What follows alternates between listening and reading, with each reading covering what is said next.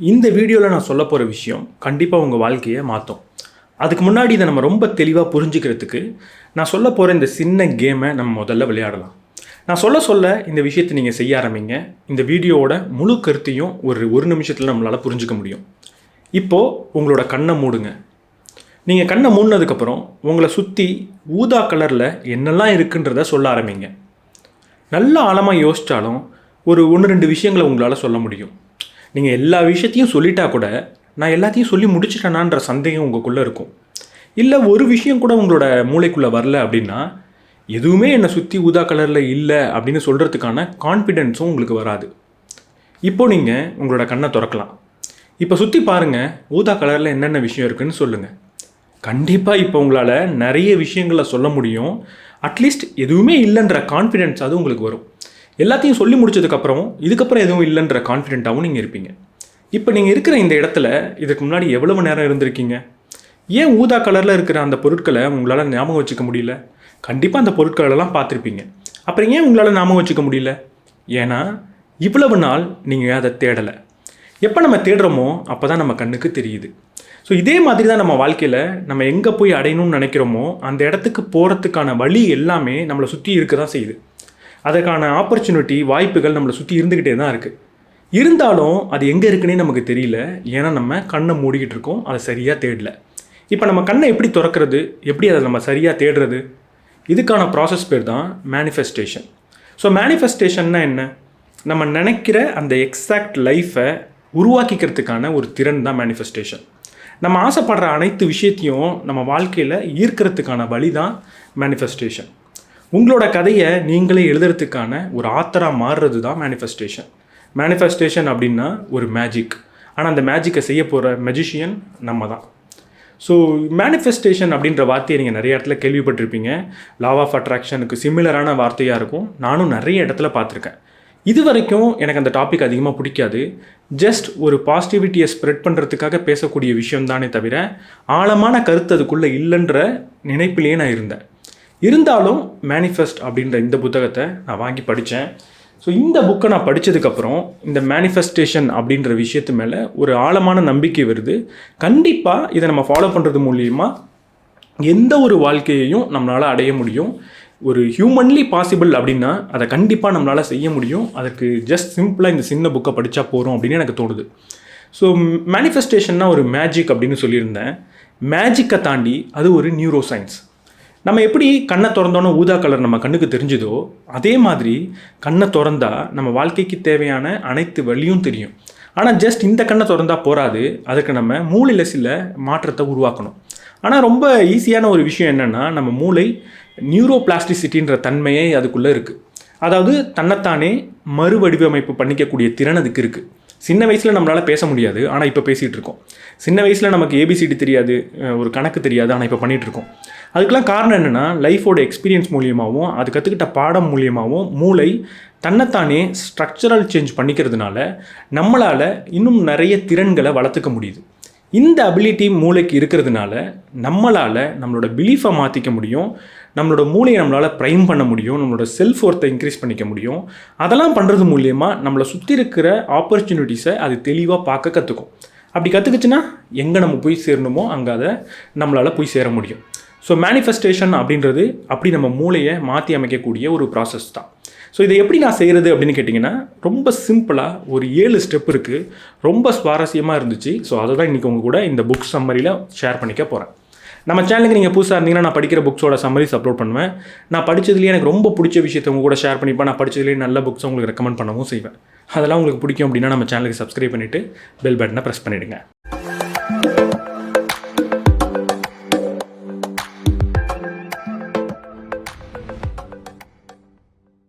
மேனிஃபெஸ்டேஷனோட முதல் ஸ்டெப் என்னென்னா எனக்கு என்ன வேணுன்றத தெளிவாக புரிஞ்சுக்கிறது, தெளிவாக பார்க்குறது. ஒரு விஷுவலைசேஷன் அப்படின்னு சொல்லலாம். ஸோ நான் எங்கே போய் சேரணும்னு எனக்கு தெரியல அப்படின்னா நான் கண்டிப்பாக அந்த இடத்துக்கு போய் சேரவே மாட்டேன். அப்போ ரொம்ப ரொம்ப முக்கியமான விஷயம் நான் எங்கே போகணுன்றதை யோசிக்கிறது. அதாவது எனக்கு என்ன வேணுன்றதில் தெளிவாக விஷுவலைஸ் பண்ணி நான் புரிஞ்சு வச்சுக்கிறது.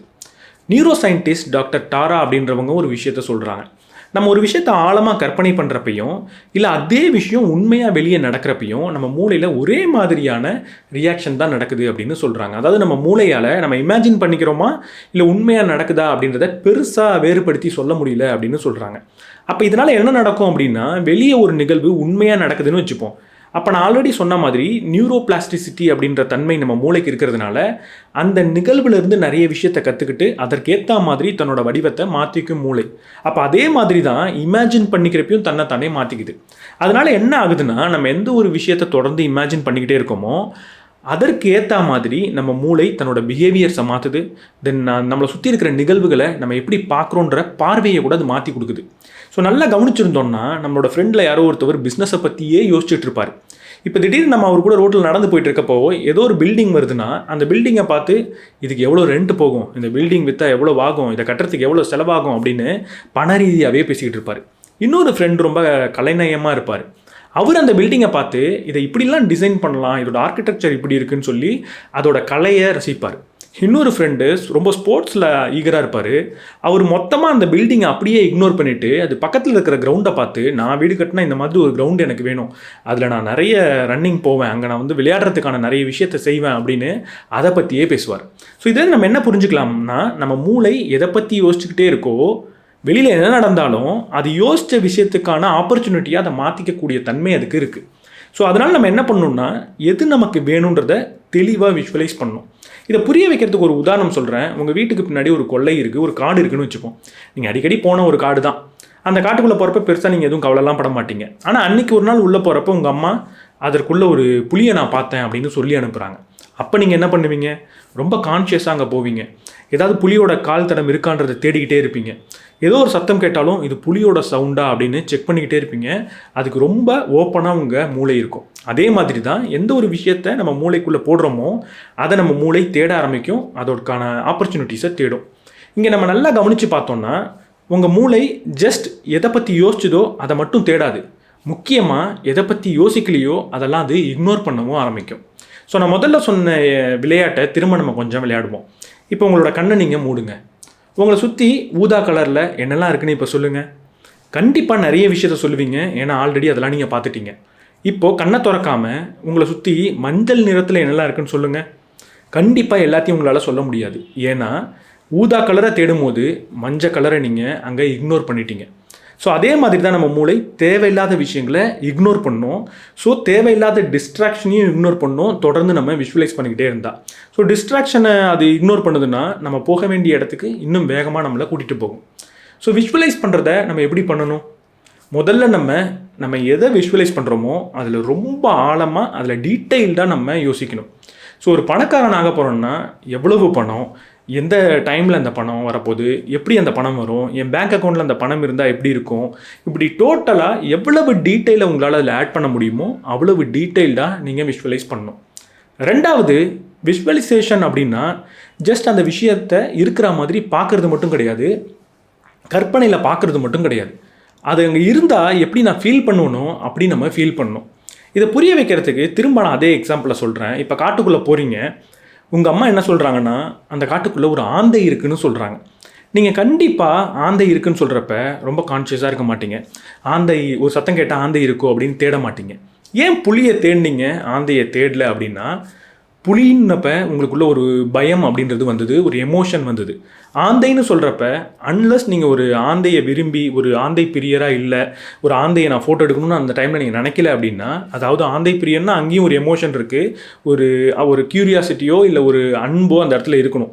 அது இல்லை அப்படின்னா நீங்கள் அந்த விஷயத்தை தேடவே மாட்டீங்க, உங்கள் மூளை அதற்காக அதோட எனர்ஜியை செலவு பண்ணாது. அப்போ நமக்கு என்ன வேணும்னா, ஜஸ்ட் பார்க்குறது மட்டும் பத்தாது, அது கூட ஒரு எமோஷனை ஒரு ஃபீலிங்கை நான் அட்டாச் பண்ணணும். அப்போ நீங்கள் எந்த ஒரு லைஃப் உங்களுக்கு வேணும்னு நீங்கள் ஆசைப்பட்றீங்களோ அதை ஜஸ்ட் கண்ணால் மட்டும் விஷுவலைஸ் பண்ணக்கூடாது, அதோட இமேஜை மட்டும் விஷுவலைஸ் பண்ணக்கூடாது, அது நடந்தால் நான் எப்படி ஃபீல் பண்ணுவேன்ற அந்த ஃபீலிங்கை ரொம்ப ஆழமாக உணர கற்றுக்கணும். மூணாவது என்னென்னா, எப்போவுமே நமக்கு என்ன வேணும் அப்படின்றத விஷுவலைஸ் பண்ணுறதோட நம்மளோட ஜாப் முடியாது. என்ன வேணுன்றதை விஷுவலைஸ் பண்ணுறது ரொம்ப ரொம்ப கம்மி தான், ஜஸ்ட் 5% ஆஃப் வேலை தான் நீங்கள் அதை வச்சுக்கலாம். அப்போ எது ரொம்ப ரொம்ப முக்கியம்னா, அந்த விஷயத்தை அடையிறதுக்கு நான் எப்படிப்பட்ட மனிதனாக மாறணுன்றதை விஷுவலைஸ் பண்ணுறது தான் 95% விஷுவலைசேஷன். உதாரணத்துக்கு ஒரு ஸ்போர்ட்ஸ் பர்சனாக ஆகணும், நான் ஒலிம்பிக்கில் கோல்டு மெடல் வாங்கணும் அப்படின்னு விஷுவலைஸ் பண்ணுறப்ப கோல்டு மெடலை பற்றியோ நான் கோல்டு மெடல் வாங்கணும்னு நியூஸில் வரதை பற்றியோ இல்லை எல்லாரும் பாராட்டுறதை பற்றியோ விஷுவலைஸ் பண்ணுறது பத்தாது. அந்த கோல்டு மெடலை வாங்கணும்னா தினமும் நான் பயிற்சி பண்ணணும், என்னோடய டயட்டில் கண்ட்ரோல்டாக இருக்கணும், என்னை நான் ரொம்ப ஃபிட்டாக வச்சுக்கணும், சரியான ஒரு வாழ்க்கை லைஃப் ஸ்டைலை நான் தேர்ந்தெடுக்கணும். இதெல்லாம் விஷுவலைஸ் பண்ணி அந்த நபராக நீங்கள் இருக்கிறதா தொடர்ந்து விஷுவலைஸ் பண்ணிக்கிட்டே இருக்கணும். ஏன்னா விஷுவலைசேஷன் எப்படி ஒர்க் ஆகும் அப்படின்னா, விஷுவலைசேஷன் உங்களுக்கு தேவையானதை மேஜிக்காக போய் கொண்டு வந்து உங்கள் வீட்டு வாசலில் கொரியர் மாதிரி வைக்காது. அப்போ அது என்ன பண்ணுன்னா, உங்களை ஒரு நபராக மாற்றும். அந்த நபர் அவருக்கு அதுக்கு தேவையான அந்த விஷயத்தை எல்லாத்தையும் அவரே அட்ராக்ட் பண்ணிப்பார். இப்போ ஒலிம்பிக்கில் கோல்டு மெடல் வாங்குறது தான் உங்களோட எய்ம்னா, கோல்டு மெடலுக்கு தகுதியான நபராக உங்களை மாற்றும் விஷுவலைசேஷன். அந்த தகுதி வந்ததுக்கப்புறம் கோல்டு மெடல் தானாக வரும். அப்போ அந்த கோல்டு மெடல் வரதை பற்றி யோசிக்கிறத விட அந்த தகுதியான நபராக மாறதை பற்றி நீங்கள் தொடர்ந்து விஷுவலைஸ் பண்ணிக்கிட்டே இருந்தீங்கன்னா இன்னும் சுலபமானு சொல்ல முடியாது. ஆக்சுவலாக அதுதான் ஒரே வழி. உங்களை அந்த நபராக உங்கள் மூளை மாற்றும், அதற்கான பிஹேவியரை கொண்டு வரும், அதற்கான ஆட்டிடியூடை கொண்டு வரும், அதை செய்யறதுக்கான மோட்டிவேஷனை இன்ஸ்பிரேஷனை கொடுத்து உங்களை அந்த தகுதிக்கான ஒரு நபராக மாற்றும். அப்போ நீங்கள் ஆட்டோமேட்டிக்காக எந்த ஒரு விஷயம் வேணும்னாலும் அட்ராக்ட் பண்ணிக்கலாம். ஸோ இந்த விஷுவலைசேஷனை செய்கிறதுக்கு நிறைய வழிகள் இருக்குது. நீங்கள் விஷுவலைசேஷன் டெக்னிக்னு போட்டு பாருங்கள். இந்த புக்கில் சொல்லியிருக்கிற ஒரு டெக்னிக் என்னென்னா விஷன் போர்டு அப்படின்னு ஒன்று சொல்கிறாங்க. ஒரு போர்டை எடுத்து அதில் நீங்கள் ஸ்டிக்கர்ஸ் ஒட்டலாம், நியூஸ் பேப்பர் கட்டிங்ஸை ஒட்டலாம், இல்லை நீங்களே வரையலாம், எழுதலாம், என்ன வேணால் பண்ணுங்கள். ஆனால் உங்களுக்கு என்ன வேணுமோ, நீங்கள் எப்படிப்பட்ட நபராக மாறணுமோ அது எல்லாத்தையும் அந்த போர்டில் தெளிவாக பண்ண சொல்கிறாங்க. ஸோ இதை பற்றி நான் டீட்டெயிலாக பேச விரும்பல. நீங்கள் கூகுளில் விஷன் போர்டுன்னு பாருங்கள், இந்த விஷுவலைசேஷனை ரொம்ப தெளிவாக கற்றுப்பீங்க. ரொம்ப ரொம்ப முக்கியமான முதல் ஸ்டெப் இது தான். ரெண்டாவது ஸ்டெப், என்னோட பயத்தையும் என்னோட சந்தேகத்தையும் நான் தூக்கி போடணும். உங்கள் மூளை எந்த விஷயத்தை கண்டிப்பாக உங்களால் சாதிக்க முடியும்னு நம்புதோ அதை நோக்கி தான் உங்களை கூட்டிகிட்டு போகும். இப்போ உங்களோட சப்கான்ஷியஸ் பிரெயின் ஆழமாக நம்பணும் இந்த விஷயம் உங்களுக்கு கிடைக்கிறதுக்கான வாய்ப்பு இருக்குன்னு. அப்போ தான் உங்களை அதை தூக்கி கூட்டிகிட்டு போகிறதுக்கான எல்லா வேலையும் அது செய்யும். இல்லைன்னா அதோட எனர்ஜி அது வேஸ்ட் பண்ணக்கூடாதுன்றதுக்காக அந்த இடத்துல எந்த ஒரு வேலையும் செய்யாது. அதை விட ரொம்ப முக்கியமாக, நீங்கள் ஒரு விஷயத்தை ஆழமாக என்னால் முடியாது அப்படின்னு நம்புறீங்க, இல்லை அதை பார்த்தா ரொம்ப பயந்துக்கிட்டு இருக்கீங்க.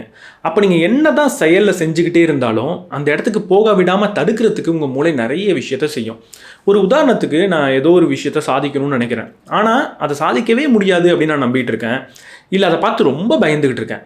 அப்போ என்ன நடக்கும்? என்ன தான் அதை சாதிக்கிறதுக்கான எல்லா செயலையும் நான் தொடர்ந்து செஞ்சாலும் நிறைய தடைகள்ன்றது வந்துக்கிட்டே தான் இருக்கும்.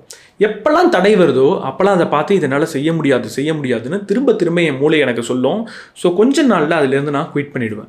ஸோ ரொம்ப ரொம்ப முக்கியம், இந்த பயத்தையும் டவுட்டையும் நம்ம தூக்கி போட்டால் ஆகணும். இந்த பயமும் சந்தேகமும் நான் போய் சேர வேண்டிய இடத்துக்கு என்னை கூட்டிகிட்டு போகாதுன்றதை தாண்டி முதல்ல நான் எந்த இடத்துக்கு போய் சேரணுன்றதை பற்றி யோசிக்கவே விடாது. ஒரு உதாரணத்துக்கு, நான் ரொம்ப பயப்படுறேன், ரொம்ப செல்ஃப் டவுட்டாக இருக்கேன் அப்படின்னா, நான் ஒலிம்பிக்கில் கோல்டு மெடல் வாங்குறத பற்றிலாம் யோசிக்கவே மாட்டேன். அதை பார்த்த உடனே பயந்து வேணாம், நான் ஒரு ஸ்டேட் லெவலில் பண்ணாலே போருன்றதை அதையே ஒரு பெரிய அச்சீவ்மெண்ட்டாக நான் நினைக்க ஆரம்பிப்பேன். நான் ஒலிம்பிக்கில் கோல்டு மெடல் வாங்கணுன்றதை பற்றி யோசிக்கவே இல்லை அப்படின்னா எப்படி அங்கே கோல்டு மெடல் வாங்க முடியும்? அப்போ இந்த பயமும் டவுட்டும் ரொம்ப ரொம்ப ஆபத்து. நம்ம எதை அடையணும்னு நினைக்கிறோமோ அதை அடைய விடாமல் நம்மளை கண்டிப்பாக செய்யும். ஸோ இந்த பயத்தையும் டவுட்டையும் நம்ம எப்படி தூக்கி போடுறது? முதல்ல ரொம்ப பேசிக்காக நம்ம என்ன செய்யணும் அப்படின்னா, எதை பார்த்து நான் பயப்படுறேன், எந்த மாதிரியான டவுட்லாம் இருக்குன்றதை புரிஞ்சுக்கணும், அந்த அவேர்னஸை கொண்டு வரணும். இதை எப்படி கொண்டு வருது? நான் முதல்ல சொன்ன அதே எக்ஸாம்பிள் தான். விஷுவலைசேஷனை, விஷன் போர்டை நம்ம பயன்படுத்தலாம். ஒலிம்பிக்கில் நான் ஒரு கோல்டு மெடல் வாங்கணும்னு விஷுவலைஸ் பண்ணுறப்ப அதை நான் குறைச்சிக்கிறேன்னா அங்கே எனக்கு பயமும் டவுட் இருக்குது அப்படின்னு அர்த்தம். ஸோ இப்படி நான் விஷுவலைஸ் பண்ணுறப்ப எதெல்லாம் நான் நம்ப முடியல, எதெல்லாம் நான் குறைச்சிக்கிறனோ அங்கெல்லாம் ஃபியரும் டவுட்டும் இருக்குன்றத ஈஸியாக நம்ம கண்டுபிடிக்கலாம். இப்படி கண்டுபிடிச்சதுக்கப்புறம் நம்ம என்ன செய்யலாம்? சில டிப்ஸ் இருக்குது. முதல்ல நீங்கள் நெகட்டிவான தாட்ஸை வச்சுக்கக்கூடாது. எப்போல்லாம் ஒரு பயம் கலந்த ஒரு சிந்தனையோ இல்லை ஒரு டவுட் நிறைந்த ஒரு சிந்தனையோ வருதோ அப்போல்லாம் உங்களை நீங்கள் கொஞ்சம் டிஸ்ட்ராக்ட் பண்ணிக்கோங்க. ரெண்டாவது, பயம் நிறைந்த வார்த்தைகளை பேசக்கூடாது. நெகட்டிவாக நிறைய விஷயங்களை பேசிக்கிட்டே இருக்காதீங்க. மூணாவது, நீங்கள் உங்களோட பெர்ஸ்பெக்டிவை மாற்றலாம். ஏதோ ஒரு நிகழ்வை பார்க்குறீங்க, பார்த்த உடனே ஒரு நெகட்டிவான பெர்ஸ்பெக்டிவ் கிடைக்குது, நெகட்டிவான ஒரு பார்வை கிடைக்குது அப்படின்னா அங்கே நீங்கள் உங்களோட பார்வையை முடிஞ்ச அளவுக்கு பாசிட்டிவாக மாற்றுங்க. இல்லை நாலாவது, ரொம்ப ரொம்ப எஃபெக்டிவான சிம்பிளான ஒரு டெக்னிக் இருக்குது.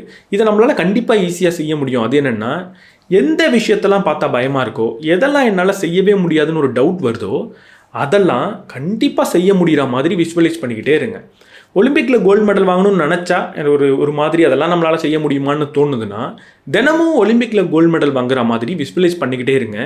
கொஞ்ச நாளில் அதை நம்மளால் செய்ய முடியுமோ அப்படின்னு உங்களுக்கு தோணும். அடுத்த ஸ்டெப்பை பற்றி பார்க்குறதுக்கு முன்னாடி இந்த 2 ஸ்டெப்பை நம்ம தெரிஞ்சுக்கிட்டதுக்கப்புறம் இந்த மேனிஃபெஸ்டேஷனோட பேசிக்கை அடிப்படையை நம்ம புரிஞ்சுக்கிறதுக்கான தெளிவு நமக்கு வந்துருச்சு. ஸோ அந்த அடிப்படையை நம்ம இப்போ புரிஞ்சுக்கலாம். அந்த அடிப்படை என்னென்னா செல்ஃப் லவ், நம்மளை நாமளே நேசிக்கிறது. ஸோ இந்த மேனிஃபெஸ்டேஷன் எப்படி ஒர்க் ஆகுதுன்றதை இந்நேரம் நீங்கள் புரிஞ்சு வச்சுக்கிட்டு இருப்பீங்க. அதாவது நான் மேனிஃபெஸ்ட் பண்ணுறப்ப நான் ஒரு விதமான நபராக மாறுறேன். அந்த நபர் அவருக்கு தேவையான விஷயத்தை அடையிறதுக்கான தகுதியான நபராக இருக்கிறதுனால அந்த விஷயத்தை அவர் அடைகிறாரு. ஸோ இப்படி தான் நான் எந்த ஒரு விஷயத்தையும் மேனிஃபெஸ்ட் பண்ணிக்கிட்டு இருக்கேன். அப்போ இந்த ஹோல் ப்ராசஸில் ரொம்ப ரொம்ப முக்கியமான நபர் யாருன்னா நான் கிடையாது. எந்த ஒரு நபர், அதாவது தகுதி படைத்த அந்த நபர் அவருக்கு தேவையானதை அட்ராக்ட் பண்ணிக்கிறார்ல அந்த நபர் தான். அதாவது நான் இம்ப்ரூவ் ஆன உடனே இருக்கக்கூடிய அந்த என்னோட இம்ப்ரூவ்டு செல்ஃப் தான் ரொம்ப ரொம்ப முக்கியம். அப்போ செல்ஃப் லவ் அப்படின்றது என்ன நான் நேசிச்சுக்கிறது கிடையாது. அந்த இம்ப்ரூவ்டு செல்ஃபை எனக்கு தேவையான விஷயத்தை அட்ராக்ட் பண்ணி கொடுக்க போகிற அந்த நபரை நேசிக்கிறது தான் செல்ஃப் லவ். ஒரு பெரிய அத்லட் ஆகணும் அப்படின்னா ரொம்ப ஃபிட்டான, ரொம்ப டிசிப்ளின்டான என்னோட செல்ஃபை, என்னோட இமேஜை நான் லவ் பண்ணுறது மூலிமா தான் அந்த நபரை அடைவேன். ஸோ யாரோ எவனோ ஒருத்தன் ஃபிட்டாக இருந்துட்டு போகிறான்னு நான் நினச்சேன்னா, அதாவது என்னோடய ஃப்யூச்சர் செல்ஃபை அப்படி நான் பார்த்தேன்னா அந்த செல்ஃபாக நான் மாற போகிறது கிடையாது. அப்போ செல்ஃப் லவ், அதுவும் சரியான செல்ஃப் லவ், அதாவது அந்த இம்ப்ரூவ்டு வெர்ஷனை நேசிக்காமல் உங்களால் அந்த நபராக மாறவே முடியாது. அந்த நபராக மாறாமல் உங்களால் எதையும் அட்ராக்ட் பண்ணவும் முடியாது. அப்போ ரொம்ப ரொம்ப முக்கியம் இந்த செல்ஃப் லவ் தான். ஸோ செல்ஃப் லவ்ன்ற பேரில் இன்றைக்கி நம்ம என்ன பண்ணுறோம்? கண்டதை சாப்பிட்டுட்டு நான் ஒரே ஒரு தரம் தான் வாழ போகிறேன், ஸோ இதை நான் சாப்பிட்டுக்கிறதுல என்ன தப்பு? இல்லை கண்டதை செஞ்சுட்டு, கண்டதை குடிச்சிட்டு, ஸ்மோக் பண்ணிவிட்டு, அதெல்லாம் செல்ஃப் லவ் அப்படின்ற ஒரு பிக்சருக்குள்ளே கொண்டு வந்து நியாயப்படுத்துகிறோம். அது செல்ஃப் லவ்வே கிடையாது. என்னோட பெஸ்ட் வெர்ஷனை, என்னோட இம்ப்ரூவ்டு வெர்ஷனை, எந்த விஷயம் வேணுமோ அதை அட்ராக்ட் பண்ணுறதுக்கு, அதை சம்பாதிக்கிறதுக்கான தகுதியான வெர்ஷனை நான் லவ் பண்ணுறது பேர் தான் செல்ஃப் லவ். ஸோ செல்ஃப் லவ்னா ரொம்ப சிம்பிளாக சொல்லிடலாம், self care, self respect, self discipline, இதெல்லாம் சேர்ந்தது தான் செல்ஃப் லவ். உங்களுக்கு எந்த ஒரு விஷயம் வேணும் அப்படின்னாலும் இந்த யூனிவர்ஸ் கண்டிப்பாக உங்களுக்கு அதை கொடுக்கும். ஆனால் கொடுக்கறதுக்கு முன்னாடி அதுக்கு உனக்கு தகுதி இருக்கா அப்படின்ற ஒரு கேள்வியே கேட்கும். ஸோ எனக்கு நானே கமிட்டடாக இருக்கிறது மூலியமாகவும், நான் செய்வேன்னு சொன்ன செயலை தெளிவாக செய்கிறது மூலியமாகவும் தான் அந்த யூனிவர்ஸ் கேட்ட கேள்விக்கு ஆமாம் நான் ஆசைப்படுற விஷயத்தை அடையிறதுக்கான தகுதி எனக்கு இருக்குன்னு சொல்ல முடியும். ஸோ இந்த செல்ஃப் லவ் ரொம்ப ரொம்ப முக்கியம். ஆனால் செல்ஃப் லவ்னு என்னன்றதை தெளிவாக புரிஞ்சுக்கிறது அதை விட ரொம்ப முக்கியம். அடுத்த 3வது ஸ்டெப் ரொம்ப ரொம்ப முக்கியமான ஸ்டெப், உங்களோட பிஹேவியர்ஸை உங்களுக்கு என்ன தேவையோ அதை நோக்கி அலைன் பண்ணுறது. பிஹேவியர்ஸ் அலைன் பண்ணுறதுனா என்ன? இந்த யூனிவர்ஸ் கிட்ட செயல் மூலியமாக உங்களுக்கு என்ன வேணுன்றதை கேட்குறது. விஷுவலைஸ் பண்ணி நமக்கு என்ன வேணுன்றதை இந்த யூனிவர்ஸ் கிட்ட கேட்டுட்டோம், அது ஓரளவுக்கு தான் பழிக்கும். அடுத்து நீங்கள் என்ன செய்யணும் அப்படின்னா செயல் மூலியமாக உங்களுக்கு என்ன வேணும் அப்படின்றத இந்த யூனிவர்ஸ் கிட்ட சொல்லணும். ஸோ இங்கே தான் லா ஆஃப் அட்ராக்ஷனும் மேனிஃபெஸ்டேஷனும் ரொம்ப பெரிய வித்தியாசத்தை காட்டுது. லா ஆஃப் அட்ராக்ஷன் என்ன சொல்லணும்னா மோஸ்ட்லி அது பேசிவான விஷயமா இருக்கும். விஷுவலைஸ் பண்ணுங்கள், இல்லை தொடர்ந்து அஃபர்ம் பண்ணுங்கள், அதாவது என்ன வேணுன்றதை வாய் விட்டு சத்தமாக படிங்க, அது உங்களுக்கு ஆட்டோமேட்டிக்காக கிடைக்கும்னு சொல்கிறது லா ஆஃப் அட்ராக்ஷன். ஆனால் மேனிஃபெஸ்டேஷன் எப்படி மாறுபட்டதுன்னா என்ன வேணுன்றதை தெளிவாக விஷுவலைஸ் பண்ணதுக்கப்புறம் அதற்கான செயலை செஞ்சு இந்த யூனிவர்ஸ் கிட்டேருந்து அதை கேட்கணும் அப்படின்னு சொல்கிறது மேனிஃபெஸ்டேஷன். ஸோ நீங்கள் எதை வேணால் மேனிஃபெஸ்ட் பண்ணலாம். அதை மேனிஃபெஸ்ட் பண்ணணும் அப்படின்னா அந்த ஒரு விஷயம் உங்களுக்கு வேணும்னா அதை அடையிறதுக்கு ஏதோ ஒரு செயல் கண்டிப்பாக நீங்கள் செய்ய வேண்டி இருக்கும். அந்த செயலை செய்கிறது தான் இந்த விஷயம் எனக்கு வேணும் அப்படின்னு இந்த யூனிவர்ஸ் கிட்ட காட்டுறதும், இதை அடையிறதுக்கான எனக்கு தகுதி இருக்குது அப்படின்றத இந்த யூனிவர்ஸ்கிட்ட சொல்கிறதுக்கும் ஒரே வழி. சில சமயம் அப்படிப்பட்ட செயலை செய்கிறதுக்கு நமக்கு பயமாக இருக்கும். நான் முதல்ல சொன்ன மாதிரி பயமும் டவுட்டும் நமக்குள்ளே இருந்துக்கிட்டே தான் இருக்கும். இந்த பயத்தை போக்குறதுக்கும் இது ஒரு மிகப்பெரிய வழியாக இருக்கும். அதாவது எந்த விஷயத்தை பார்த்து பயப்படுறீங்களோ அதற்காக ஏதோ ஒரு செயலை செய்யும் போது அந்த பயம் கொஞ்சம் கொஞ்சமாக போகும். அந்த பயம் கொஞ்சம் கொஞ்சமாக போகும்போது உங்களுக்கு மேனிஃபெஸ்டிங் பவர் இன்னும் அதிகமாக கிடைக்கும். அது உங்களுக்கு இன்னும் அதிகமான செயலை செய்கிறதுக்கு ஊக்கமாக இருக்கும். அப்படி செய்யும் போது எந்த ஒரு நபராக நீங்கள் மாறணுமோ அந்த நபராக நீங்கள் மாறுவீங்க. அந்த நபராக மாறினதுக்கப்புறம் உங்களுக்கு என்ன வேணுமோ அது கிடைக்கும். ஸோ ரொம்ப சிம்பிளாக சொல்லணும்னா பயத்தோடையே நம்ம செயலை செய்ய ஆரம்பிக்கணும். நம்ம நிறைய இடத்துல கேள்விப்பட்டிருப்போம் fake it until you make it அப்படின்னு. மேனிஃபெஸ்டேஷனில் அது ரொம்ப ரொம்ப முக்கியம். ஸோ இங்கே ரொம்ப முக்கியமான கேள்வி என்னென்னா எது உங்களுக்கு வேணுன்றது கிடையாது, எந்த நபராக நீங்கள் மாற போகிறீங்க அப்படின்றது தான். ஸோ அப்படிப்பட்ட நபராக மாறுறதுக்கு முன்னாடியே அந்த நபருக்கு உண்டான பிஹேவியர்ஸை நீங்கள் ஃபேக் பண்ண ஆரம்பிச்சுக்கிட்டே இருக்கணும். இப்படியே அந்த நபருக்கு உண்டான செயலை நீங்கள் தொடர்ந்து செஞ்சுக்கிட்டே இருக்கிறப்போ இந்த யூனிவர்ஸ் பார்க்கும் அந்த நபர் ஆல்ரெடி உங்களுக்குள்ளே இருக்காங்க அப்படின்றத. ஸோ ஈஸியாக அதை வெளியில் கொண்டு வரும். இப்படி நம்ம எந்த நபராக மாறணுமோ அதற்கான செயலை செய்கிறப்ப நிறைய டிஸ்கம்ஃபர்ட் அப்படின்றது வரும். ஸோ இந்த டிஸ்கம்ஃபர்ட் வரும்போது தான் மோஸ்ட்லி நம்ம என்ன பண்ணுவோம்னா அந்த செயல் செய்கிறத நிறுத்திடுவோம். ஒர்க் அவுட்ஸ் பண்ணணும்னு ஆரம்பிப்போம். ஃபஸ்ட்டு 2-3 நாளுக்கு ஜிம்முக்கு போகிறதுக்கு ரொம்ப ஜாலியாக இருக்கும், போவோம். கொஞ்ச நாளுக்கு அப்புறம் அது கொஞ்சம் டிஸ்கம்ஃபர்ட்டாக இருக்கும். காலைல சீக்கிரம் எந்திரிக்கணுமா அப்படின்லாம் தோணும். இப்போ நம்ம என்ன புரிஞ்சுக்கணுன்னா, இந்த டிஸ்கம்ஃபர்ட் தான் நம்ம எந்த நபராக மாறினோமோ அந்த நபராக நம்ம மாறிட்டு வரத்துக்கான ஒரு இண்டிகேஷன், ஒரு இண்டிகேட்டர்னு வச்சுக்கலாம்.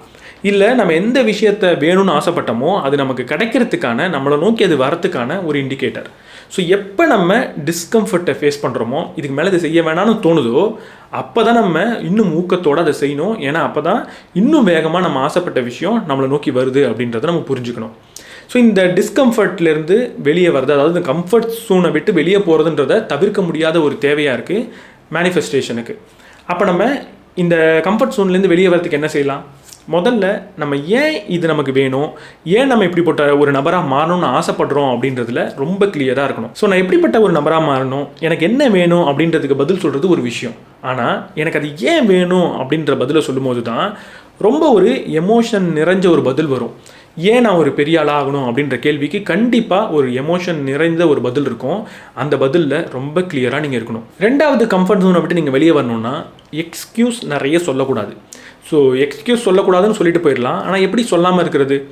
எப்போல்லாம் ஒரு எக்ஸ்கியூஸ் சொல்கிறீங்களோ அப்போல்லாம் உங்களை நீங்களே நிறைய கேள்வி கேட்டுக்கோங்க. இன்றைக்கி எனக்கு ஜிம் போகிறதுக்கே பிடிக்கல அப்படின்னு தோணுன்னா கேள்வி கேளுங்க, ஏன் பிடிக்கல அப்படின்னு. மேபி எனக்கு நிறைய வேலை இருக்குது, என்னால் ஜிம் போக முடியாது அப்படின்னு சொன்னால் ஏன் முடியாது அப்படின்னு கேளுங்க. அதற்கடுத்தது இந்த ஏன்ற கேள்வி நீங்கள் கேட்டுக்கிட்டே வந்தீங்கன்னா கடைசியில் ஒரு பதில் வரும். ரொம்ப சில்லியான பதிலாக இருக்கும். அது ஆக்சுவலாக உங்களோட சோம்பேறித்தனத்தோட ஒரு ரிஃப்ளெக்ஷனாக தான் இருக்கும். ஸோ அந்த கேள்வி வரைக்கும் உங்களை நீங்களே கேட்டுக்கிட்டிங்கன்னா எக்ஸ்கியூஸ்ன்றது வெளியே போயிடும். அடுத்தது, நம்ம எந்த ஒரு விஷயத்தை செஞ்சாலும் நிறைய சேலஞ்சஸ், நிறைய அப்டாக்கிள்ஸ் வரும். ஸோ ஒரு சேலஞ்சை பார்த்த உடனே நம்ம கிவ் அப் பண்ணிடக்கூடாதுன்றதை மைண்டில் வச்சுக்கிட்டே இருக்கணும். அடுத்தது 5 செகண்ட் ரூல் அப்படின்னு மேல் ராபின்ஸ் ஒன்று சொல்லித்தராங்க. அது என்னென்னா, ஏதோ ஒரு செயலை செய்யணும் அப்படின்னு நம்ம முடிவு பண்ணிட்டதுக்கப்புறம் அதை செய்யணுன்ற ஒரு சூழல் நம்மள்ட்ட இருக்கிறப்போ அதை செய்யலாமா வேணாமான்னு யோசிச்சுக்கிட்டே இருக்கிறப்ப தான் அதை செய்ய வேணான்ற முடிவு எடுக்கிறோம். ஸோ அப்போ என்ன பண்ணணும்னா, ரொம்ப யோசிக்கக்கூடாது, உடனடியாக செயலை செஞ்சிடணும். அதுக்கு அவங்க என்ன சொல்கிறாங்கன்னா, ஒரு செயலை செய்யறதுக்கான சூழல் அமைஞ்ச உடனேயே 5, 4, 3, 2, 1ன்னு கவுண்ட் பண்ணிவிட்டு 1 நீங்கள் ரீச் பண்ண உடனே அந்த செயலை செய்ய ஆரம்பிச்சிருங்க.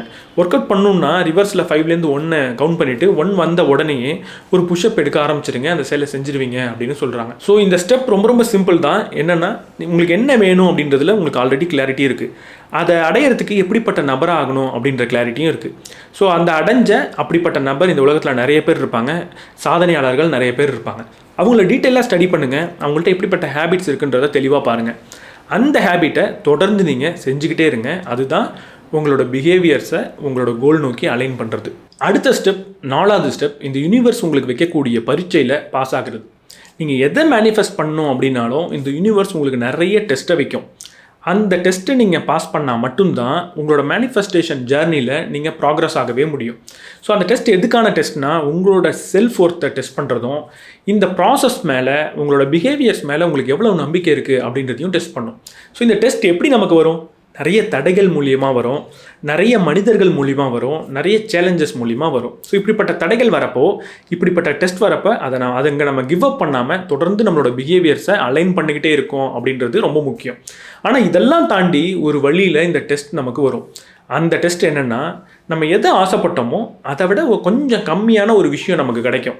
அப்போ நம்ம இது எனக்கு போகிறோம் அப்படின்னு நினச்சி அங்கேயே நம்ம நிறுத்திட்டோம் அப்படின்னா அங்கே நம்ம அந்த டெஸ்ட்டில் ஃபெயில் ஆகிட்டோம். ஸோ அங்கே நம்ம என்ன செய்யணும்னா, இதெல்லாம் எனக்கு வேணாம், நான் ஆசைப்பட்ட அந்த பெரிய விஷயம் எனக்கு வேணும் அப்படின்னு நினைக்கிறது தான். அதுக்கான பிஹேவியர்ஸை தொடர்ந்து நம்ம முயற்சி பண்ணிக்கிட்டே இருக்கிறது, ஆக்ஷனை செஞ்சுக்கிட்டே இருக்கிறது தான் அந்த டெஸ்ட்டை பாஸ் ஆகிறதுக்கான வழி. ஏன் நம்ம ஒரு பெரிய விஷயத்துக்கு ஆசைப்பட்டுக்கிட்டு இருக்கப்போ சின்னதாக ஒன்று கிடச்சா ஓகே இதுவே போகிறோம் அப்படின்னு நம்மளோட ப்ராக்ரஸை ஸ்டாப் பண்ணுறோம். இதுலேருந்து வெளியே வரத்துக்கு எனக்கு பெருசு தான் வேணும் அப்படின்னு நம்ம போகிறதுக்கு நம்ம என்ன செய்யலாம்? ரொம்ப ரொம்ப சிம்பிள். 2 மைண்ட் செட் இருக்குது. அதில் சரியான மைண்ட் செட்டை சூஸ் பண்ணோன்னா நம்ம ஈஸியாக கிவ் அப் பண்ண மாட்டோம். ஒரு மைண்ட் செட் பேர் ஸ்கேர்சிட்டி மைண்ட் செட், இன்னொரு மைண்ட் செட் பேர் அபண்டன்ஸ் மைண்ட் செட். இந்த ஸ்கேர்சிட்டி மைண்ட் செட்னா, நம்ம ஆசைப்படுற விஷயம், நமக்கு தேவையான விஷயம் ரொம்ப கம்மியாக தான் இருக்குது அப்படின்னு நினைக்கிறது. அபண்டன்ஸ் மைண்ட் செட்னா, நமக்கு என்ன வேணுமோ அது இந்த உலகத்தில் நிறைய இருக்குது அப்படின்னு நினைக்கிறது. இந்த மைண்ட் செட் எப்படி நம்மளை அஃபெக்ட் பண்ணும்? ஒரு உதாரணம் சொல்கிறேன். இப்போ நான் ஒரு ட்ரெஸ் எடுக்கிறதுக்கு ஒரு கடைக்கு போகிறேன். அங்கே ஹேங்கரில் ஒரு ஷர்ட்டை பார்க்குறேன், ரொம்ப ரொம்ப சூப்பராக இருக்குது. ஆனால் அந்த சட்டையை எடுத்துகிட்டு போய் நான் ட்ரையல் ரூமில் போட்டு பார்க்குறப்ப கொஞ்சம் டைட்டாக இருக்கிற மாதிரி இருக்குது. இப்போ ஸ்கேர்சிட்டி மைண்ட் செட் இருந்தால் நான் என்ன பண்ணுவேன்னா, இந்த மாதிரி கடை ரொம்ப அதிகமாக இல்லை, இந்த மாதிரி நமக்கு பிடிச்ச சட்டை எல்லா கடையிலையும் இருக்காது, கொஞ்சம் டைட்டாக இருந்தாலும் பரவாயில்ல, கொஞ்சம் அட்ஜஸ்ட் பண்ணிவிட்டு இதை நம்ம எடுத்துக்கலாம் அப்படின்னு கொஞ்சம் செட்டில் ஆவேன். அதே நேரத்தில் ஒரு அபண்டன்ஸ் மைண்ட் செட் இருக்குது. இந்த மாதிரி 1000 கடை இருக்குது, எல்லா கடையிலையும் போய் பார்த்தோன்னா இதை விட பெட்டரான சட்டை, பர்ஃபெக்டாக ஃபிட் ஆகிற சட்டை நமக்கு கிடச்சிரும் அப்படின்னு நினச்சி இன்னும் தேடுவேன். அப்போ கண்டிப்பாக இதை விட பெட்டரான ஒரு ஷர்ட்டுன்றது எனக்கு கிடைக்கும். ஸோ இப்போவே நமக்கு தெரியுது, நம்ம ஸ்கேர்சிட்டி மைண்ட் செட்டை தூக்கி போட்டுட்டு அபண்டன்ஸ் மைண்ட் செட்டை சூஸ் பண்ணோன்னா நம்ம ஆசைப்படுற விஷயத்தை விட ஒரு சின்ன விஷயம் கிடைக்கிறப்ப நம்ம செட்டில் ஆக மாட்டோம். எனக்கு பெருசு தான் வேணும் அப்படின்னு நிலச்சி இருப்போம். ஸோ நீங்கள் புரிஞ்சிக்க வேண்டியது என்னென்னா, நீங்கள் ஆசைப்பட்ட மாதிரி உங்கள் வாழ்க்கை போகாதப்போ நீங்கள் அங்கே நல்ல ஞாபகம் வச்சுக்கணும். அந்த நேரம் தான் நீங்கள் உங்களோட செல்ஃப் ஒர்த்தை, நீங்கள் எதுக்கு தகுதியானவன் அப்படின்றத இந்த யூனிவர்ஸ்ட்டை காட்டுறதுக்கான ஒரு வாய்ப்பு, ஒரு டெஸ்ட். ஸோ நீங்கள் நினச்ச மாதிரி உங்கள் வாழ்க்கை போகாதப்போ அங்கே கிவ் அப் பண்ணக்கூடாது. அதை ஒரு டெஸ்ட்டாக எடுத்துக்கிட்டு பாஸ் பண்ணணும். உங்களோட பிஹேவியர்ஸை ஸ்டில் நீங்கள் கான்ஸ்டண்ட்டாக வச்சுக்கணும். எது உங்களுக்கு வேணுமோ அதை அடையிறதுக்கான செயலை தொடர்ந்து செஞ்சுக்கிட்டே இருக்கணும், கிவ் அப் பண்ணாமல். அடுத்து ஸ்டெப் நம்பர் 5, நம்மளோட கிராட்டிடியூடை, நன்றி உணர்வை அடிக்கடி காமிச்சுக்கிட்டே இருக்கிறது. நான் இதுக்கு முன்னாடி சொல்லியிருந்தேன், அதாவது நமக்கு ஒரு விஷயம் வேணும்னா அதற்கேற்ற மாதிரி நம்மளோட ஃபீலிங்ஸை வச்சுக்கணும். ரெண்டாவது, அதுக்கேற்ற மாதிரி நம்மளோட பிஹேவியர்ஸை வச்சுக்கணும் அப்படின்னு. இந்த கிராட்டிடியூடுன்ற ஒரு விஷயம் இது ரெண்டுத்தையுமே நமக்கு கொடுக்கும். எப்போ ஒரு நல்ல விஷயத்துக்காக நான் ஒரு நன்றி உணர்வை காட்டுறனோ அப்போ நல்லா ஃபீல் பண்ணுவேன். ஸோ இந்த எமோஷன் பார்ட்டும் நமக்கு கிடைக்கும். எப்போ நான் என்கிட்ட இருக்கிற ஒரு நல்ல விஷயத்துக்கு நன்றி உணர்வை காட்டுறனோ அப்போ அந்த விஷயத்தை தக்க வச்சுக்கிறதுக்காகவும் அதை இன்னும் பெருசுப்படுத்துறதுக்காகவும் என்னோட நன்றி கடனாக நினச்சி நான் இன்னும் நிறைய செயல்களை செய்வேன், நல்ல பிஹேவியர்ஸை வளர்த்துப்பேன். ஸோ அப்போ பிஹேவியர்ஸ் பார்ட்ஸும் கிடைக்கும். இங்கே நம்ம புரிஞ்சிக்க வேண்டியது என்னென்னா, பாசிட்டிவ் எமோஷன் நமக்குள்ளே இருக்கிறப்போ பாசிட்டிவான விஷயங்களை நம்ம அட்ராக்ட் பண்ணுவோம் தான். அதே மாதிரி தான் நெகட்டிவான எமோஷன் இருக்கிறப்ப நெகட்டிவான விஷயங்கள் நம்ம அட்ராக்ட் பண்ணிக்கிட்டே இருப்போம். அதுக்காக நான் நெகட்டிவாக ஃபீலே பண்ணக்கூடாதா, அந்த எமோஷன்ஸ் எல்லாம் இக்னோர் பண்ணுமான்னு கேட்டால் அப்படி கிடையவே கிடையாது. எல்லா எமோஷன்ஸும் நமக்கு வரும் தான், அதை அக்னாலேஜ் பண்ணி அதை நம்ம ஏற்றுக்கிட்டு தான் ஆகணும். எந்த ஒரு எமோஷனும் எனக்கு வேணான்னு அவாய்ட் பண்ணக்கூடாது. அவாய்ட் பண்ணோன்னா அதை இன்னும் நம்ம அதிகமாக வளர்க்க தான் செய்கிறோம். அப்போ நெகட்டிவான எமோஷன்ஸ் வரவே கூடாது அப்படின்னு கிடையாது, வரலாம், தப்பே கிடையாது. ஆனால் அது வந்தாலும் உங்களை பாதிக்கக்கூடாது அப்படின்னா முதல்ல இருக்கிற விஷயங்கள் எல்லாத்துக்கும் நீங்கள் நன்றியை சொல்லிக்கிட்டு இருந்தீங்கன்னா இந்த நெகட்டிவான விஷயங்கள் எதுவுமே உங்களை பெருசாக பாதிக்காது. ஸோ இந்த கிராட்டிடியூடை நம்ம எப்படிலாம் காட்டலாம்? அட்லீஸ்ட் ஒரு 3 விஷயத்துக்கு நீங்கள் நன்றி சொல்லுங்கள். ஒன்று, செல்ஃப் ரிலேட்டட் கிராட்டிடியூட், அதாவது எனக்கு நல்ல உடம்பு இருக்குது, நல்ல மைண்ட் செட் இருக்குது, நல்ல மைண்ட் இருக்குது, மைண்ட் ஹெல்த் நல்லா இருக்குது அப்படின்னு அதுக்கு நீங்கள் நன்றி சொல்லலாம். ரெண்டாவது, லைஃப் ரிலேட்டட் கிராட்டிடியூட். ஸோ என்னோடய ரிலேஷன்ஷிப் ரொம்ப நல்லா போயிட்டுருக்கு, ஒர்க் ரொம்ப நல்லா போயிட்டுருக்கு அப்படின்னு நீங்கள் சொல்லலாம். மூணாவது, இந்த உலகத்துக்கான கிராட்டிடியூட். என்னோட நாடு ரொம்ப நல்லா வளர்ந்துக்கிட்டு இருக்குது, மார்க்கெட் ரொம்ப நல்லா இருக்குது, மக்கள்லாம் ரொம்ப அன்பாக இருக்காங்க அப்படின்னு நாடு ரிலேட்டட், அதாவது இந்த வேர்ல்டு ரிலேட்டட் கிராட்டிடியூடை நீங்கள் காட்டலாம். ஸோ இந்த கிராட்டிடியூடை காட்டுறது நம்ம அடிக்கடி செய்கிற ஒரு மிகப்பெரிய தவறு என்னென்னா, இந்த கிராட்டிடியூடை நம்ம ரொம்ப டைல்யூட் பண்ணுவோம். இந்த நிறைய டைல்யூஷனை ஆட் பண்ணுவோம். ஒரு உதாரணத்துக்கு, இப்போ ஒரு 4 வருஷம் நான் யூடியூப் பண்ணிட்டேன், 4 வருஷத்தில் 25,000 சப்ஸ்கிரைபர்ஸ் வந்துட்டாங்க, அதுக்கு நான் ரொம்ப நன்றி உணர்வாக இருக்கேன் அப்படின்னு சொல்லலாம். ஆனால் நான் சொல்லும் போது என்ன சொல்வேன்னா, 4 வருஷத்தில் 25,000 சப்ஸ்கிரைபர் வந்துட்டாங்க, ரொம்ப நன்றி, ஆனால் ஒரு 1 லட்சம் வரும் நான் எதிர்பார்த்தேன் அப்படின்னு சொல்கிறப்போ அதை நான் டைல்யூட் பண்ணுறேன். ஒரு லாஸ்ட் இயரில் நான் 2 kg குறைச்சிட்டேன், ஆனால் ஒரு 10 kg குறைச்சிருந்துருக்கலாம் அப்படின்னு சொல்கிறப்போ அந்த கிராட்டிடியூடை டைல்யூட் பண்ணுறேன். நம்ம எல்லாருமே அடிக்கடி இந்த கிராட்டிடியூடை டைல்யூட் பண்ணிக்கிட்டே இருப்போம். அதுக்கு ஒரு முக்கியமான ரீசன் இருக்குது. என்னென்னா, எப்போ நான் என்கிட்ட இருக்கிற விஷயத்துக்கு கிராட்டிடியூடை சொல்லிட்டனோ அப்போ இதுவே எனக்கு போரும்னா அங்கேயே இருந்துருவேன், வளர மாட்டேன் அப்படின்ற ஒரு பயம் இருக்குது. அதாவது 2 kg குறைச்சதே நான் சந்தோஷம் அடைஞ்சிட்டேன்னா அப்புறம் எங்கேருந்து நான் இன்னும் அதிகமாக உடம்பை குறைக்கிறது? இல்லை 25,000 சப்ஸ்கிரைபர்ஸ்க்கே நான் ரொம்ப நன்றி அப்படின்னு சொல்லி ரொம்ப சந்தோஷப்பட்டுட்டேன்னா அப்போ பெருசாக நான் என்ன அச்சீவ் பண்ண போகிறேன் அப்படின்ற ஒரு பயம் இருக்குது. அது ரொம்ப ரொம்ப தவறான புரிதல். எப்போ நான் என்கிட்ட இருக்கிற விஷயத்துக்கு ரொம்ப நன்றி உணர்வை காட்டுறனோ, கிராட்டிடியூடை காட்டுறனோ, அப்போ அங்கேயே நான் இருக்க மாட்டேன். கண்டிப்பாக அப்போ தான் நான் இன்னும் பெரிய விஷயங்களை அடைவேன். ஸோ இந்த மேனிஃபெஸ்டேஷனோட ஸ்வீட் ஸ்பாட் எங்கே இருக்குன்னா, இருக்கிற எல்லா விஷயத்துலையும் சாட்டிஸ்ஃபை ஆகி நன்றி உணர்வை உண்மையாக நம்ம காட்டணும். அதே நேரத்தில் அடுத்து நம்ம எங்கே போகணுமோ அதை விஷுவலைஸ் பண்ணவும் செய்யணும். ஸோ நீங்கள் இங்கே கிராட்டிடியூடை காட்டுறதுக்கு சில வழி இருக்குது. ஒன்று, நீங்கள் கிராட்டிடியூட் ஜேர்னல் மெயின்டைன் பண்ணலாம். இல்லைனா கிராட்டிடியூட் லிஸ்ட்டை மெயின்டைன் பண்ணலாம். ஜேர்னல்னால் ஒவ்வொரு நாளும் நீங்கள் உங்கள் லைஃப்பில் நடந்த விஷயத்தை எல்லாத்துக்கும் நன்றி சொல்லலாம். இல்லை லிஸ்ட்னா அப்பப்போ உங்களுக்கு எதெல்லாம் நன்றி சொல்லணும்னு தோணுதோ அதெல்லாம் ஒரு லிஸ்ட்டாக எழுதலாம். அடுத்தது 6வது ஸ்டெப், நம்மளோட பொறாமையெல்லாம் ஊக்கமாக நம்ம மாற்றுறது. இதுக்கு முன்னாடி வரைக்கும் நம்ம படித்தது என்னென்னா, ஒரு பேடான ஃபீலிங் நம்மள்ட்ட இருக்கக்கூடாது, அதாவது ஃபியர் இருக்கக்கூடாது, டவுட் இருக்கக்கூடாது, ஸ்கேர்சிட்டி மைண்ட் செட் இருக்கக்கூடாது. இதெல்லாம் நம்ம இந்நேரம் படிச்சிட்டோம். அப்போ இது எல்லாமே இருக்கக்கூடாது அப்படின்னா இது எல்லாமே ஒரே விஷயந்தான்றதை நம்ம புரிஞ்சுக்கணும். அதுதான் பொறாமை. எப்படின்றத தெளிவாக சொல்கிறேன். இப்போ யாரோ ஒரு நபருக்கு நான் ஆசைப்படுற விஷயம் அவருக்கு கிடச்சிருச்சு, அதை பார்த்தோன்னா கண்டிப்பாக எனக்கு பொறாமைன்றது வரும். அது ரொம்ப நேச்சரான விஷயம். ஆனால் இந்த பொறாமை எதனால் வருதுன்னு யோசிச்சிங்கன்னா, பயம்னாலையும் சந்தேகம்னாலையும் ஸ்கேர்சிட்டி மைண்ட் செட்னாலையும் தான் வருது. ஒரு உதாரணத்துக்கு, அவருக்கு அது கிடச்சிருச்சு, அப்போது நமக்கு அது கிடைக்காதோ அப்படின்னு யோசிக்கிறது பயம். அவருக்கு அது கிடச்சிருச்சு, ஆனால் இன்னும் எனக்கு கிடைக்கல, அப்போ நான் ஒரு வேளை அவ்வளோ ஒர்த் இல்லையோ அப்படின்னு நினைக்கிறது செல்ஃப் டவுட். அவருக்கு அது கிடச்சிருச்சு, இந்த பொருள்லாம் ரொம்ப கம்மியாக தான் இருக்குது, அப்போ அவருக்கு கிடைச்சதுனால நமக்கு கிடைக்காதோ அப்படின்னு யோசிச்சா அது ஸ்கேர்சிட்டி மைண்ட் செட். ஸோ இப்போ இந்த 3 விஷயமும் மேனிஃபெஸ்டேஷனோட எதிரியாக இருக்கிறதுனால இது 3த்தையும் நம்ம தூக்குறதுக்கு ரொம்ப சிம்பிளான ஒரு வழி இருக்குது. அதுதான் நம்மளோட பொறாமையை இன்ஸ்பிரேஷனாக மாற்றுறது. எப்படி மாற்றலாம்? ரொம்ப சிம்பிள். ஸ்கேர்சிட்டி மைண்ட் செட்லேருந்து அபண்டன்ஸ் மைண்ட் செட்டுக்கு ஸ்விட்ச் ஆகிறது. யாரோ ஒருத்தவருக்கு ஏதோ ஒன்று கிடச்சிருச்சு, அங்கே நான் ஸ்கேர்சிட்டி மைண்ட் செட்டில் இருந்தேன்னா அவருக்கு கிடச்சிருச்சு, அப்போ நமக்கு கிடைக்காது அப்படின்னு யோசிப்பேன்.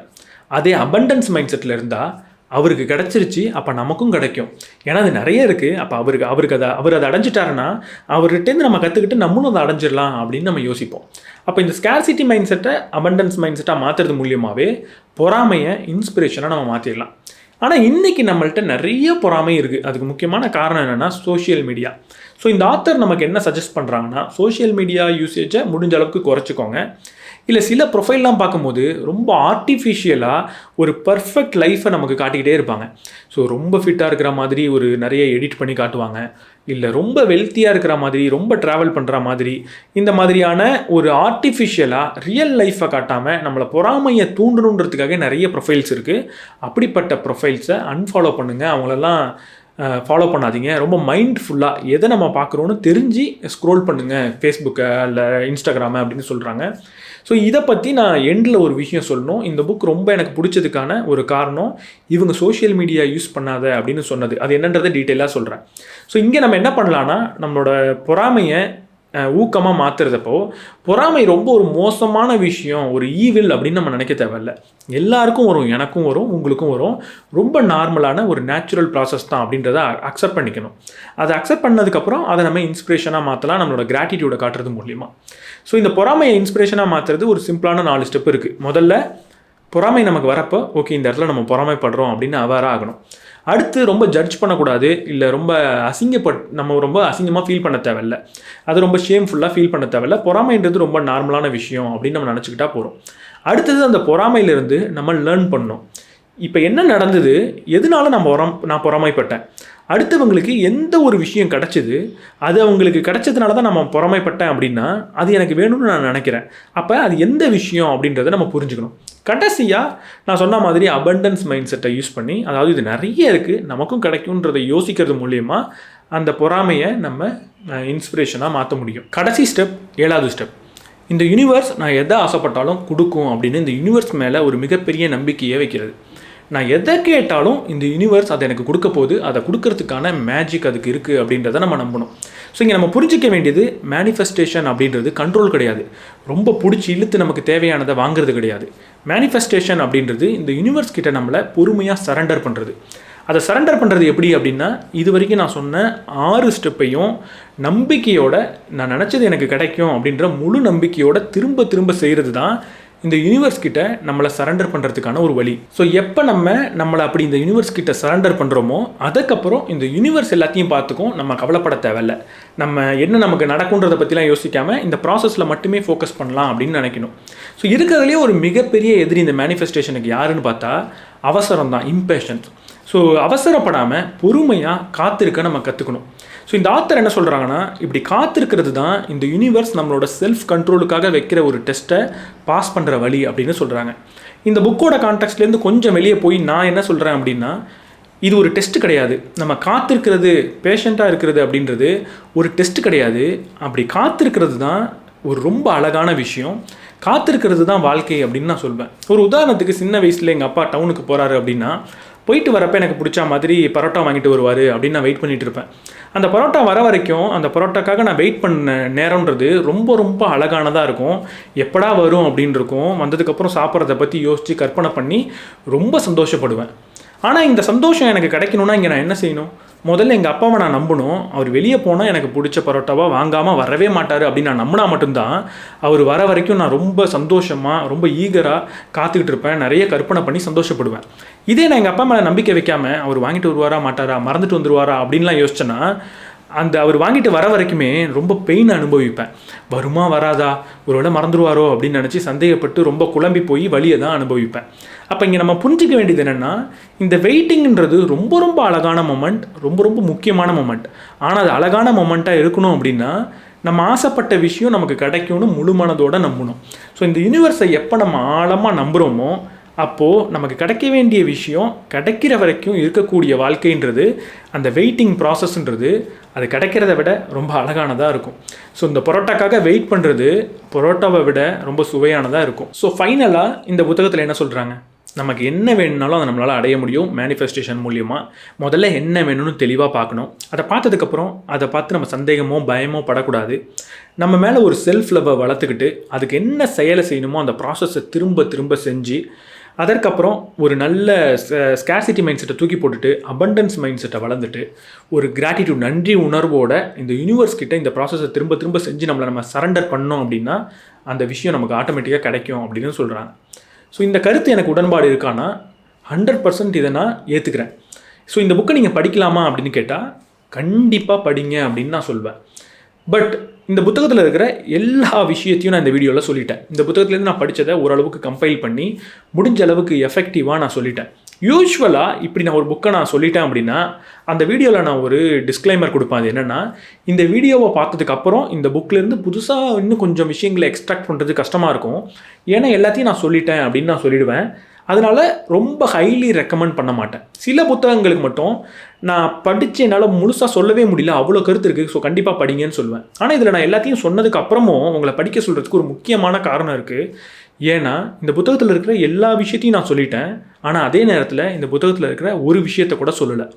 ஸோ இவ்வளவு நேரம் நான் சொன்ன விஷயம் எல்லாமே நான் இதுக்கு முன்னாடி திரும்ப திரும்ப பேசின ஸ்டாய்சிசம் அப்படின்றத நீங்கள் புரிஞ்சுக்கலாம். ஸோ என் லைஃப்பில் நான் பிலீவ் பண்ணுறதை மட்டும்தான் சொன்னனே தவிர இந்த புத்தகத்துலேருந்து எதையும் சொல்லலைன்றதை நீங்கள் நேரம் கவனிச்சிருக்கலாம். ஒரு உதாரணத்துக்கு நான் ஸ்டாய்சிசம் பேசுகிறப்ப இமேஜினேஷனில் சஃபர் ஆகாதீங்க அப்படின்னு சொல்லுவேன். அதன் மூலியமாக நல்ல இமேஜினேஷன் வேணும் அப்படின்னு சொல்லுவேன். அதுதான் ஃபஸ்ட் ஸ்டெப் விஷன். ரெண்டாவது, பயப்படாதீங்க, கரேஜை வளர்த்துக்கோங்க. கரேஜ் இஸ் காலிங்னு நான் ஒரு புக்கை பற்றி பேசுகிறப்போ சொன்ன விஷயங்கள் தான் இங்கே ரெண்டாவது ஸ்டெப்பாக சொன்னேன். செல்ஃப் லவ்வை பற்றி நான் கின்சுக்கின்னு வீடியோ போட்டிருக்கேன், செல்ஃப் லவ்னு வீடியோ போட்டிருக்கேன். அதாவது எந்த நபராக இருக்கணுமோ அந்த நபருக்கான பயிற்சி தான் செல்ஃப் லவ் அப்படின்னு நான் சொல்லியிருக்கேன். ப்ராசஸில் ஃபோக்கஸ் பண்ணுங்கள், அதாவது ரிசல்ட்டில் ஃபோக்கஸ் பண்ணாதீங்கன்னு நிறைய தடவை நான் சொல்லியிருக்கேன். பொறாமைப்படுறதை பற்றியும் பேசியிருக்கேன். அண்ட் கடைசியாக சரண்டர் ஆகிறது, அமோர் ஃபேட்டி, விதியை நேசிக்கிறத பற்றியும் பேசியிருக்கேன். ஸோ ஓவராலாக இவ்வளோ நேரம் பேசினது நான் தொடர்ந்து நம்புகிற ஸ்டாய்சிசம், நான் தொடர்ந்து என் லைஃப்பில் ஃபாலோ பண்ணுற சில விஷயங்களில் தான் திரும்பவும் இந்த புக் மூலியமாக நான் சொல்லியிருக்கேன் அப்படின்றத நீங்கள் இந்நேரம் கண்டுபிடிக்க முடியும். அப்போது இந்த புக்கில் சொல்லாதது தான் நான் சொல்லிட்டேனோ அப்படின்னு நீங்கள் கேள்வி கேட்டிங்கன்னா கிடையவே கிடையாது. இந்த புக்கை நான் முழுசாக படித்து இந்த புத்தகத்தில் இல்லாத பெருசாக எதையுமே சொல்லலை, இந்த புக்கில் இருக்கிறத தான் சொன்னேன். ஆனாலுமே நான் என்னோடய கருத்தை தான் சொல்லியிருக்கேன். அப்போ நீங்கள் இங்கே என்ன புரிஞ்சுக்கணுன்னா, ஒரு சில புத்தகங்களுக்கு மட்டும் ஒரு குவாலிட்டி இருக்குது. அது என்னென்னா, ரொம்ப பேசிக்கான சில பியூரான சில கருத்துக்களை அந்த புத்தகம் பேசும். அது ரொம்ப பேசிக்கான பியூரான விஷயமா இருக்கிறதுனால அதை நம்ம படிக்கிறப்போ நம்மளோட ஐடியாலஜியை தான், அது நமக்குள்ளே இருக்கிற விஷயத்தை தான் அது தூண்டி விடுமே தவிர நமக்கு எப்படி புரிஞ்சுக்கணுமோ அப்படி தான் அது புரிய வருமே தவிர அது ஒரே விதமாக எல்லாருக்கும் புரியாது. ஸோ எனக்கு இப்படி புரிஞ்சுதுன்றதுனால உங்களுக்கு இப்படி தான் புரியுன்றது கிடையாது. ஒருவேளை இந்த புத்தகத்தை ஆல்ரெடி நீங்கள் படிச்சிருந்தீங்க அப்படின்னா இந்நேரம் கமெண்ட்டில் நான் இந்த புத்தகத்தை படித்தேன், ஆனால் நீங்கள் சொன்ன மாதிரி எனக்கு இது தெரியல, ஒரு புது பெர்ஸ்பெக்டிவாக இருக்குது, டோட்டலி டிஃப்ரெண்ட்டாக சொல்லியிருக்கீங்க அப்படின்ற கமெண்ட்டை போடுவீங்க. அதுக்கு காரணம் என்னென்னா, இந்த புத்தகத்தை படிக்கிற நபரை பொறுத்து இதோட கருத்து மாறி மாதிரி நமக்கு தெரியும். ஸோ அதனால் இந்த புத்தகத்தில் இருக்கிற எல்லாத்தையுமே நான் சொல்லிட்டேன் அப்படின்னாலும் இந்த புக்கை வாங்கி படிச்சிங்கன்னா ஃப்ரெஷ்ஷாக புதுசாக இருக்கும். கண்டிப்பாக நீங்கள் வாங்கி படிங்க. அண்ட் ரெண்டாவது, இந்த புத்தகத்தை நான் ரெக்கமெண்ட் பண்ணுறதுக்கு ஒரு முக்கியமான ரீசன் இருக்குதுன்னு நான் நடுவில் சொன்னேன்.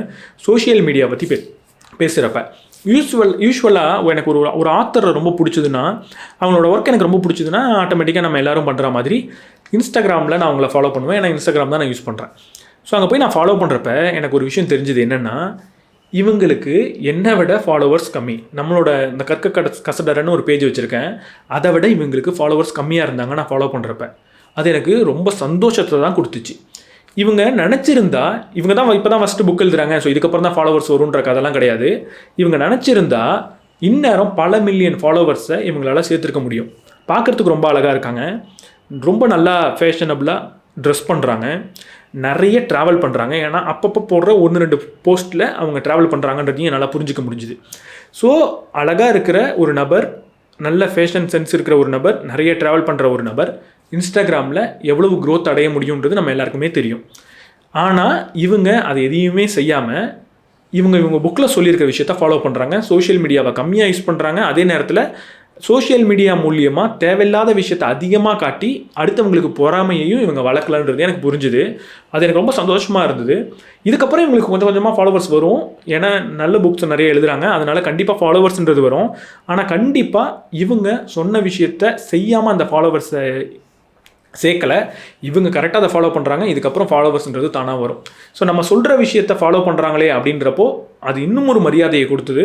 அப்போ இந்த புத்தகத்தை நீங்கள் படிக்கிறதுல தப்பு இல்லை அப்படின்னு தோணுது. இந்த புத்தகம் கொஞ்சம் காஸ்ட்லியாக இருந்துச்சு, ரொம்பலாம் காஸ்ட்லி கிடையாது, ஒரு 500 வந்தது. ஏன்னா ஹார்ட் கவரில் மட்டும்தான் அவைலபிளாக இருக்குது. பட் கண்டிப்பாக ரொம்ப ஒரு நல்ல புக், நீங்கள் கண்டிப்பாக படிக்கணும் அப்படின்னு நான் ரெக்கமெண்ட் பண்ணுவேன். ஸோ இந்த வீடியோவோட எண்டில், இந்த வீடியோலலாம் நான் இது வரைக்கும் நிறைய தடவை கிராட்டிடியூட்னு பேசியிருக்கேன். ஆனால் நான் என்னோடய கிராட்டிடியூடை காட்டுறதுக்கு ஒரு நல்ல ஒரு மீடியம் இருந்தும் நான் காட்டலையோ அப்படின்னு எனக்கு தோணுச்சு. ஏன்னா நான் பேசுகிற நிறைய விஷயங்களை பேச தூண்டுற நம்ம சப்ஸ்கிரைபர்ஸ் நிறைய பேர் இருக்கீங்க. புக்ஸை ரெக்கமெண்ட் பண்ணுறீங்க, இல்லை சில கேள்விகள் கேட்குறது மூலிமா என்னை யோசிக்க வைக்கிறீங்க, இல்லை புது பார்வையை எனக்கும் கொடுக்குறீங்க, நிறைய டாபிக்ஸை சஜஸ்ட்டும் பண்ணுறீங்க. கமெண்ட்டில் ரொம்ப நல்ல ஒரு ஹெல்த்தியான கான்வர்சேஷனும் நீங்கள் எடுத்துகிட்டு போயிட்டுருக்கீங்க. அப்போ உங்களுக்கு நான் கிராட்டிடியூடை கொடுக்காம இருந்தேன்னா நான் கிராட்டிடியூடை பற்றி பேசுகிறதுல அவ்வளோ ஒரு பயன் இல்லையோ அப்படின்னு தோணுச்சு. ஸோ இதுக்கப்புறம் என் வீடியோவில் அந்த வீடியோவை இன்ஸ்பயர் பண்ண ஏதாவது சப்ஸ்கிரைபர்ஸ் இருந்தாங்கன்னா அவங்களுக்கு நான் கிராட்டிடியூடை சொல்லணும் அப்படின்னு நினைக்கிறேன். ஸோ அப்படி இந்த வீடியோவில், அதாவது மேனிஃபெஸ்டேஷன் பற்றி நான் பேசுகிறப்போ நான் கிராட்டிடியூட் கொடுக்கணும் அப்படின்னா, ஹீராஸ்ட்ரின்னு ஒரு ஃபாலோவர்ஸ் இருக்காங்க, என்னோடய ஃப்ரெண்ட், ரொம்ப ஒரு 2 வருஷமாக ஃபாலோ பண்ணுறாங்க, 2 வருஷமாக ஃப்ரெண்டும் கூட. ஸோ நான் இது முன்னாடி வரைக்கும் நிறைய வீடியோவில் சொல்லியிருப்பேன், மேனிஃபெஸ்டேஷன் எனக்கு பிடிக்கல, லா ஆஃப் அட்ராக்ஷன் பிடிக்கல, ஜஸ்ட் ஒரு பாசிட்டிவிட்டி வைப்பை கொடுக்கறதுக்காக மட்டுமே எழுதப்பட்ட மாதிரி இருக்குது, உள்ள கண்டென்ட்டே இல்லைன்னு நான் நிறைய வீடியோவில் சொல்லியும் திரும்ப இந்த மாதிரி மேனிஃபெஸ்டேஷன் ரிலேட்டட் புக்கை படிக்கிறதுக்கு ரீசன் என்னென்னா, நம்ம மரியாதை செலுத்தக்கூடிய ஒரு நபர் அதை நம்புகிறாங்க அப்படின்னா அப்போ அதில் ஏதோ ஒன்று இருக்குது. நம்ம படிக்கிற புத்தகம் தான் அதை நமக்கு தெளிவாக எக்ஸ்பிளைன் பண்ணல, இல்லை அந்த புத்தகம் மூலிமா நம்மளால் புரிஞ்சிக்க முடியல அப்படின்ற ஒரு எண்ணம் இருக்கும். ஸோ ஹீராஸ்ட்ரி அவங்க நிறைய மேனிஃபெஸ்டேஷன் பற்றி எனக்கு சொல்லியிருக்காங்க. கேட்கும் போது இன்ட்ரெஸ்டிங்காக இருக்கும். ஆனால் அதை இன்னும் டீப்பாக புரிஞ்சுக்கணும்னு ஒரு புத்தகத்தை தேடும்போது எனக்கு அந்த புத்தகம் எதுவுமே கிடைக்கல. நான் மேஜிக் ஆஃப் திங்கிங் பிக்கை ஓரளவுக்கு இதுக்கு நல்ல புக்குன்னு சொன்னேன். ஆனால் அந்த புக்கில் கூட நிறைய அதர் கருத்து இருக்கும், அதை தாண்டி நிறைய கருத்து இருக்கும். அதனால் அந்த புக்கை பியூராக மேனிஃபெஸ்டேஷனுக்கான ஒரு புக்குன்னு சொல்ல முடியாது. ஸோ இந்த புக் அதற்கான ஒரு புக்காக இருக்குது. மேனிஃபெஸ்டேஷன் மேலே இருந்த ஒரு க்யூரியாசிட்டிக்கான ஒரு நல்ல பதிலாக, என்னால் ஏற்றுக்க முடிஞ்ச ஒரு சூப்பரான பதிலாக இருக்குது.